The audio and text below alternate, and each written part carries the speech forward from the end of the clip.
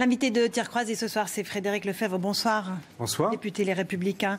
Vous ne vous êtes pas exprimé depuis le premier tour des régionales. Vous estimez ce soir que le message des électeurs, qui s'est traduit par une forte poussée du Front National, n'a pas été entendu par les grands partis, dont le vôtre, c'est ça?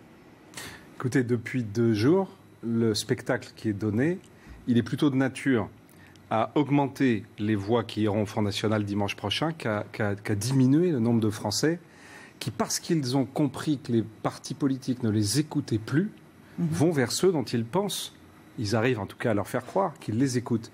Et aujourd'hui, vous savez, au lendemain des élections départementales, j'avais dit, je crois d'ailleurs sur votre chaîne, que la politique d'aujourd'hui était morte et qu'elle était la seule à ne pas le savoir.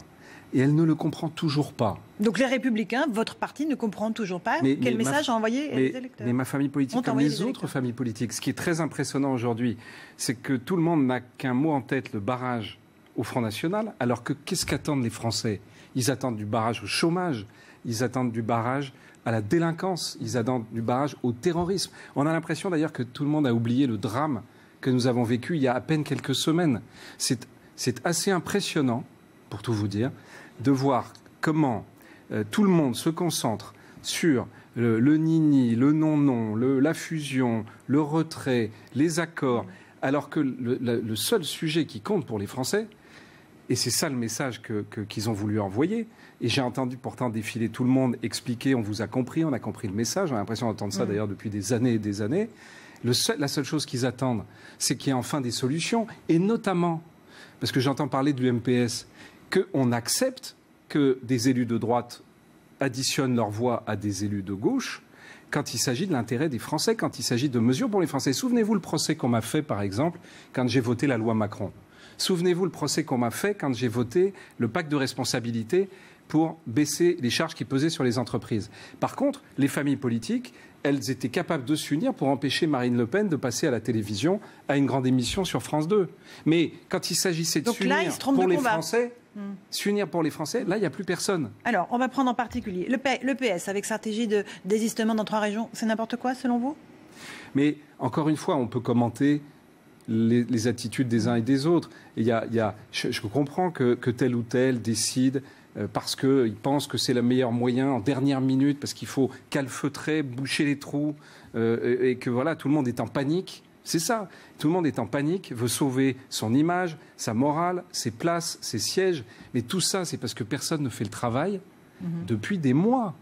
C'est que depuis des mois, voire des années, les élus politiques au niveau national, à l'inverse d'ailleurs des élus locaux et à l'inverse des maires, font passer leur intérêt de parti politique et d'élus avant l'intérêt des Français. C'est un réquisitoire cinglant pour Nicolas Sarkozy notamment, le chef de ce parti. Encore une fois, je parle de toutes les formations politiques. Je dis aujourd'hui, d'ailleurs je lance un appel aux maires. Les maires qui sont les élus les plus populaires. Et pourquoi sont-ils les plus populaires? Parce que quand il y a une rue, par exemple, quand on va décider qu'elle passe à tel endroit ou tel autre, ou qu'on va construire une école, on ne regarde pas si c'est voté par quelqu'un du Parti socialiste ou quelqu'un de droite ou même du Front National. Moi, j'ai été 18 ans maire adjoint. Le nombre de fois où on a voté des rapports à l'unanimité, vous pensez qu'on me l'a reproché une fois? Mais c'est ce qu'attendent les gens. Sauf qu'on a l'impression que le bon sens, à partir du moment où les élus gravissent les échelons, qui deviennent parlementaires, ils le perdent. Or, aujourd'hui, je vais vous dire, c'est pour ça que je lance cet appel aux élus. Je pense que c'est eux qui peuvent... Que peuvent-ils faire alors? Mais eux peuvent imposer aux formations politiques, imposer à ma famille politique et aux autres formations politiques de changer d'attitude. Il faut changer d'attitude. Il faut notamment dessiner une nouvelle identité politique française. Avec une coalition? Mais moi, je crois, je l'ai dit à nombreuses reprises, même si ce ne sont pas les coalitions gouvernementales, mais des coalitions thématiques. Regardez comme moi, j'ai eu cette initiative, avec d'ailleurs d'autres élus socialistes, sur la question des animaux, de bâtir un statut, on l'a voté à l'unanimité, pour qu'ils soient considérés comme des êtres vivants. Et je faisais une grande émission sur France 2, où je disais au gouvernement, prenons la question du chômage, mettez tout le monde autour de la table, et essayons là aussi de nous mettre d'accord sur un certain nombre de mesures. Regardez les régionales.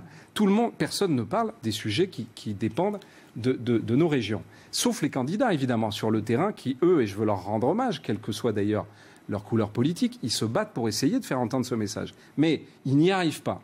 Ils n'y arrivent pas parce que le débat est pollué par les attitudes et les discours des uns et des autres. Quand vous prenez, par exemple, la question du chômage et la responsabilité des régions sur la formation professionnelle et l'emploi, moi, je lance un appel à tous les élus qui seront élus lundi, régionaux, quelle que soit leur formation politique. Même le Front National, donc. Mais tous les élus qui se mettent autour de la table sur la question de la formation professionnelle. Ils ont de bonnes idées, le Front National, en matière de formation professionnelle? Non, mais je n'ai pas entendu d'idées du Front National en matière de formation professionnelle. Mais ce que je dis... Si vous dites tous les élus, il y en aura évidemment. Mais je dis simplement que 84 milliards sur la formation professionnelle, il faut réussir à sortir des limites administratives qui font que personne n'agit. Il faut aller sur les bassins de vie. Il faut définir un plan pour 6 mois et s'attaquer à ça. Mais droite et gauche, on se fie... Et les Français... Mais c'est ça qu'ils disent. Donc, savez-vous, extrême droite, droite, gauche. Mais quand vous additionnez 6 millions de Français qui ont voté Front National, auxquels vous ajoutez 22 500 000 Français qui se sont abstenus, auxquels vous ajoutez 500 000 Français qui ont voté blanc, ça veut dire que vous avez dans notre pays 29 millions de Français sur 45 millions de Français qui ont fait un bras d'honneur aux partis politiques et à tout cet imbroglio qu'on voit aujourd'hui se dérouler sous nos yeux depuis 2 jours. Et que font les partis politiques au lendemain de ce bras d'honneur? Ils font comme si rien ne s'était passé, ils continuent exactement de la même façon, au lieu de parler des sujets essentiels pour la France et pour les Français, que sont la question de l'emploi, le chômage, le travail, qu'est-ce qu'on fait, quelles mesures d'urgence, la question...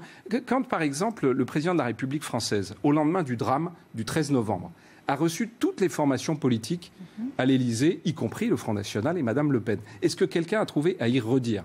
Non.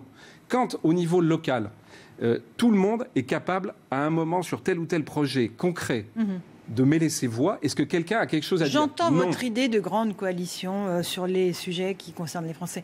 Mais encore une fois, vous ne ménagez pas vos critiques à l'égard des partis, le PS, mais aussi les Républicains. Vous dites, ils font comme si rien ne s'était passé. La stratégie du nini est dérisoire. Excusez-moi, c'est Nicolas Sarkozy que vous critiquez quand même. Non, mais une fois...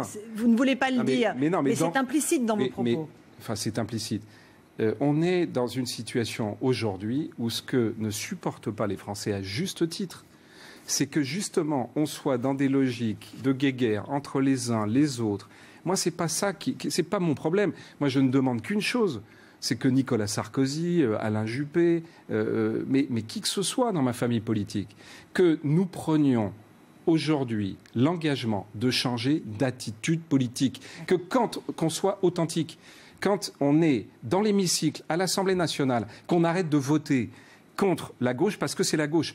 Si de ces élections sortait au moins une chose, que la droite cesse de bloquer la gauche sur tout, et que la gauche cesse de bloquer la droite sur tout, et qu'après, on essaye de faire croire que c'est les Français qui ne veulent pas de réforme, que c'est les Français qui bloquent les réformes, alors que ce sont les partis politiques qui bloquent les réformes. D'accord, mais Frédéric Lefebvre, on n'est plus dans un système bipartisan aujourd'hui en France. On a 3 partis qui sont aujourd'hui à peu près de force égale. Donc le Front National, il va bien aussi falloir l'intégrer dans les discussions supranationales que vous évoquez. Si notre attitude changeait, si nos familles politiques comprenaient...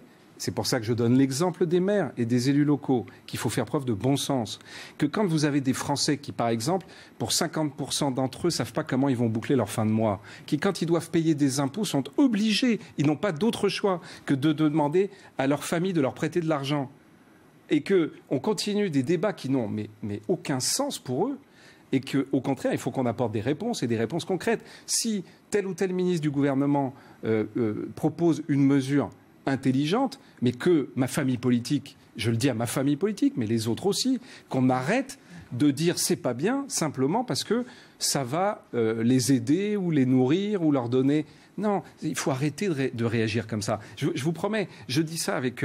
je suis aussi exaspéré que les Français et d'une certaine manière, je me fais le porte-parole de tous ceux que je rencontre qui n'en peuvent plus, y compris d'ailleurs des tas de gens de ma famille politique, qui disent la même chose. Votre famille politique, elle va attendre les résultats du dimanche soir, et puis après, il va bien falloir faire le bilan de ces élections. Il y a un bureau politique qui va se tenir. Est-ce que vous craignez que ce soit le début de la primaire, que les couteaux sortent des fourreaux et qu'on ne fasse pas ce débat de fond que vous réclamez et qu'on passe à nouveau dans la bataille politique d'après? Mais vous décrivez, et d'ailleurs, malheureusement, je suis au regret de vous le dire, que ce que vous décrivez, c'est exactement ce qui va se passer.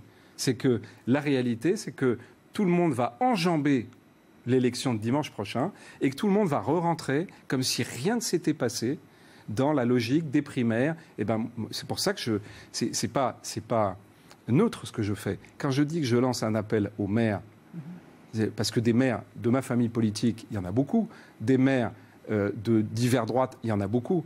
Il faut que nous nous levions tous ensemble pour empêcher cette dérive du système des partis. Vous en avez parlé à François Baroin, qui est le patron de l'Association des maires de France? Je vais lui en parler. J'ai vu d'ailleurs que sur un certain nombre de sujets, il pouvait prendre des positions avec lesquelles je ne suis pas toujours en accord, mais parfois en accord, mais au moins qui ont le mérite d'être des propositions qui concernent concrètement la vie des Français.